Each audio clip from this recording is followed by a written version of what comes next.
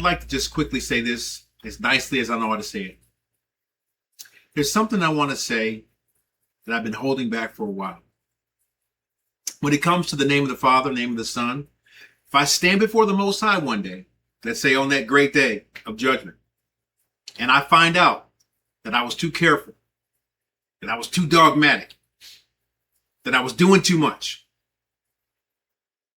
that I wasn't willing to replace his name with something else, I don't believe that's going to be a bad thing. I don't think he's going to say, you were doing too much down there. I don't think the Father's going to say, hey, wait a minute. Why were you doing too much? Why were you so dogmatic about my covenant name? I don't think he's going to be that way. I don't. But if people want to accuse me of that now, guilty as charged. Because there are some of us that really believe that his name is important. And the name that they put in the book, and they told us that this is his new name, Lord and God, these pagan titles, and they removed the most beautiful name that was ever given. They took it out of the Old Testament, replaced it with these new titles. I'm just asking a simple question. If he revealed the name, why shouldn't we honor that name? Moses asked, what is your name? And he told him, why not honor that name? And when it comes to the Messiah, the same principle applies. The Messiah was born among Hebrew people.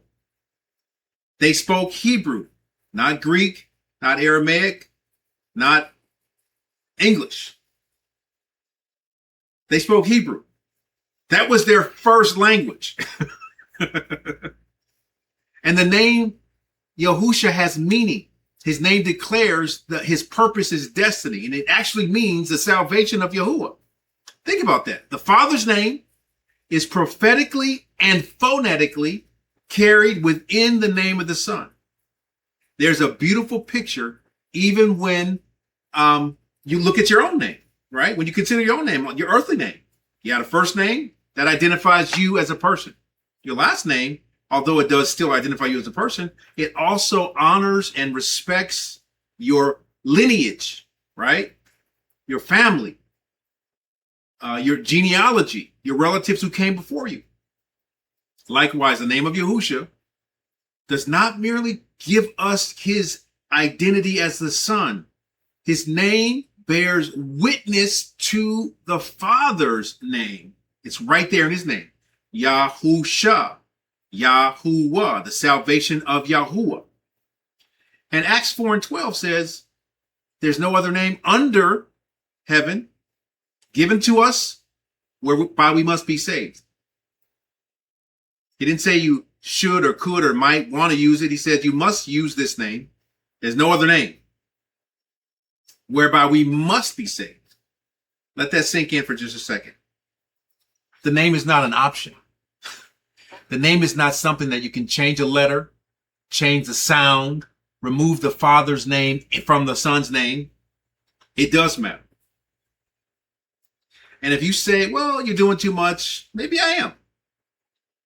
But I would rather stand before Yahuah on Judgment Day and be guilty of caring too much, doing too much, being dogmatic about his covenant name in the now, than the other side of that coin.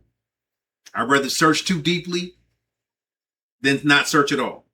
I'd rather honor his name too carefully, too meticulously, than discover that I dismissed something he considered precious.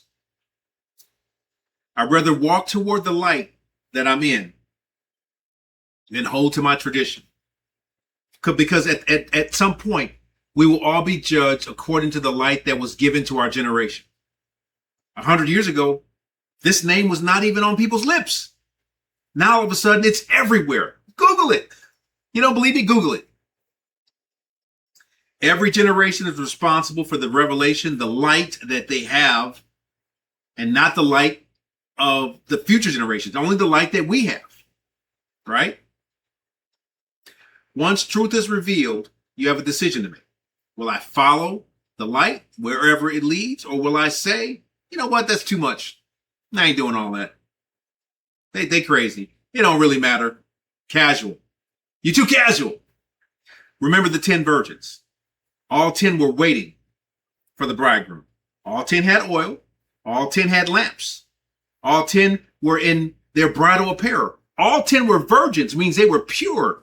These people, these women were virgins. They were prepared. They were waiting. They were in the right place at the right time. But when the moment arrived, only 5 of them had the right oil. The other 5 had some type of oil that they didn't get the right oil. They had to go out and run and buy it. They didn't prepare. They were not meticulous. They were too casual. And that made the difference between being inside or outside. When the door was shut, they stood outside crying, "Master, Master, open to us." But it was too late. The marriage had already started. That is why I refuse to build my faith today around the phrase, "You're doing too much. It don't matter." If his name matters to him, I want it to matter to me. If truth is being restored, and it is, I want to receive it. If light is shining, I want to walk in the light. And if someone wants to, accuse me of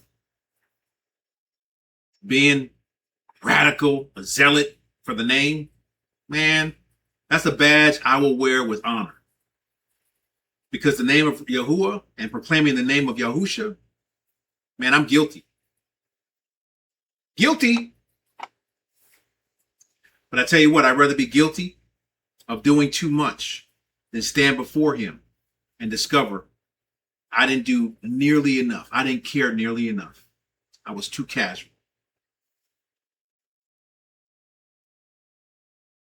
Don't be casual with the most important name ever given to this world. Take it serious.